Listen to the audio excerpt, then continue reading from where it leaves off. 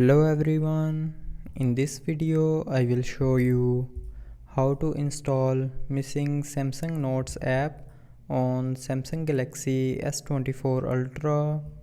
So before starting the video, don't forget to subscribe the channel and also press the bell icon.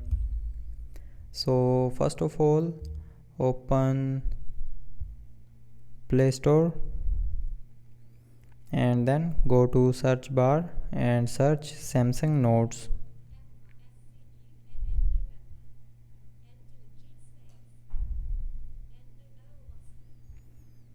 Now here it will show you the Samsung Notes app. So in my case I have already installed the Samsung Notes app. So if you haven't installed this Samsung Notes app, then tap on install, and after installing, your Samsung Note app will be available on your app screen or home screen. So that's how you can install missing Samsung Notes app on Samsung Galaxy S24 Ultra. So I hope you liked the video. Thanks for watching.